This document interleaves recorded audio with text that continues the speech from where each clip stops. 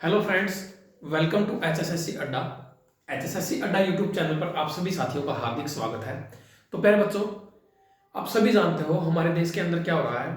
अभी एसएससी का रिजल्ट आया है और एसएससी ने क्या किया है प्यारे बच्चों, सीजीएल के मेंस का जो रिजल्ट आया है उसके अंदर टीयर 2 का पेपर था।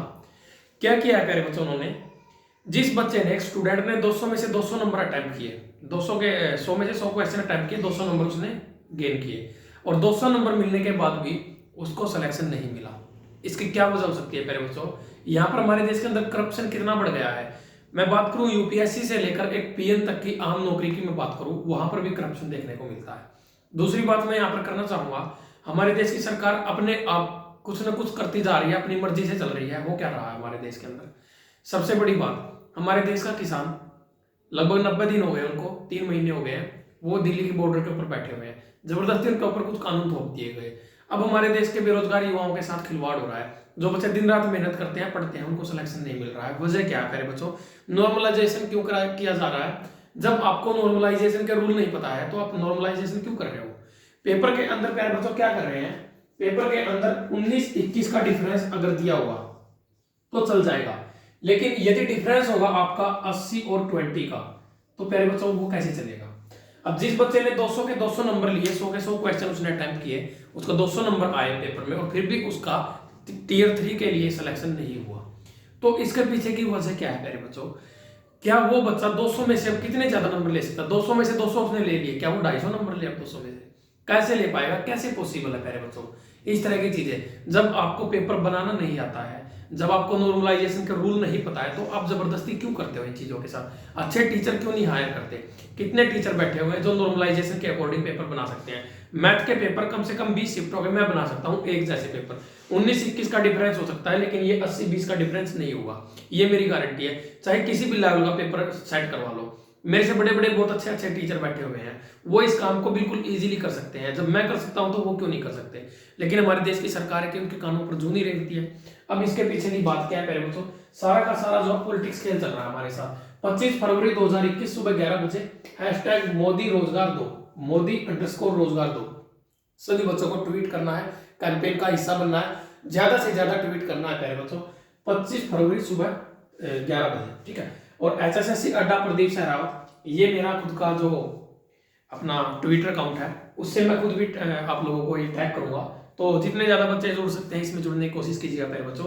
साथ ही हमारी एक और पहल आई है, हमारे जितने भी एचएसएससी के यूट्यूबर हैं, एचएसएससी की टीचिंग करते हैं, 27 फरवरी को उन्होंने भी एक अपना कैंपेन स्टार्ट किया है प्यारे बच्चों। 27 फरवरी की मैं बात कर रहा हूं, 27 फरवरी को एक एचएसएससी का भी कैंपेन होगा इसी तरह का।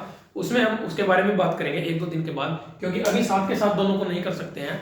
क्योंकि पहले क्या होगा प्यारे बच्चों, ये पूरा ऑल इंडिया लेवल का है, मोदी रोजगार दो, इसमें आप सभी बच्चों ने बढ़ चढ़कर भाग लेना प्यारे बच्चों।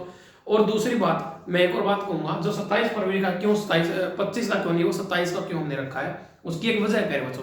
क्योंकि 25 तारीख को जो है ट्रेंड के अंदर ये वाला ट्वीट रहेगा, ये हैशटैग ट्रेंड करेगा, उसमें हमारा एचएसएससी वाला फिर शो नहीं करेगा, इसीलिए ये 2 दिन ट्रेंड करेगा। उसके बाद 27 तारीख को या फिर कोई और डेट अगर चेंज होती है तो मैं उसके बारे में अपडेट लेकर आऊंगा आप लोगों तक। लेकिन फिलहाल 27 तारीख जो है वो अभी डिसाइड की गई है, सभी टीचर्स ने उसके बारे में डिसाइड किया है। बाकी देखते हैं जैसा भी होता है प्यारे बच्चों।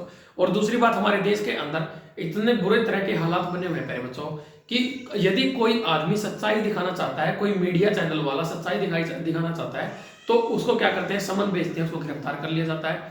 जिस तरह से हमारे यहाँ पर एक किसानों के आंदोलन के अंदर से एक मनदीप पुनिया नाम के जो पत्रकार थे, उनको गिरफ्तार कर लिया गया। पहले बच्चों मैं नमन करता हूँ ऐसे ऐसे पत्रकारों को, जाबाज पत्रकारों में उनका नाम आएगा, क्योंकि वो जेल के अंदर गए और वहां से भी सरकार के खिलाफ बहुत सारे सबूत इकट्ठा करके ले आए, अपनी बॉडी के ऊपर पेन से लिख कर लेके आए, और वो भी एक उनके लिए नेगेटिव पॉइंट बन गया सरकार के लिए। तो अब इस तरह से हमारे देश के अंदर एक फिर से क्रांति की लोगों की हमें जरूरत है। भगत सिंह, सुखदेव और राजगुरु असेंबली हॉल में बम फेंका, किस लिए फेंका? क्योंकि उन्होंने एक बात कही थी बम फेंकने के लिए कि ये जो ब्रिटिश सरकार है ये अब बहरी हो चुकी है, इसको हमारी आवाज सुनाई नहीं देती, इसको आवाज सुनाने के लिए, नींद से जगाने के लिए हमें धमाका करने की जरूरत थी। अब उसी तरह से ये सरकार भी हमारी क्या प्यारे बच्चों, मैं सिर्फ बीजेपी की बात नहीं करता हूं, मैं कांग्रेस की भी बात करता हूं, मैं किसी एक दल के साथ नहीं हूं, मैं किसी पॉलिटिशियन पार्टी के साथ नहीं हूं, आज तक मैंने कभी किसी पॉलिटिशियन पार्टी को सपोर्ट नहीं किया है प्यारे बच्चों, लेकिन फिर भी मैं कहता हूँ ऐसी ही इससे पहले वाली सरकार थी, ऐसी ही ये सरकार है और आगे कोई आएगी वो भी ऐसी ही सरकार होगी। अब आप देख लो कि आपका फ्यूचर किस रास्ते पर जा रहा है, आप अपने फ्यूचर को कैसे सिक्योर कर सकते हो प्यारे बच्चों। ये एक तरीके से मान के चलो कि एक सरकार के खिलाफ उसके कान खोलने के लिए एक बम का धमाका हुआ प्यारे बच्चों। हैशटैग मोदी रोजगार दो ट्वीट करना है सभी प्यारे बच्चों ने, जितने ज्यादा हो सकता है वीडियो को लाइक और शेयर कीजिएगा प्यारे बच्चों। सभी का जुड़ने के लिए बहुत बहुत धन्यवाद। आपका दिन शुभ रहे।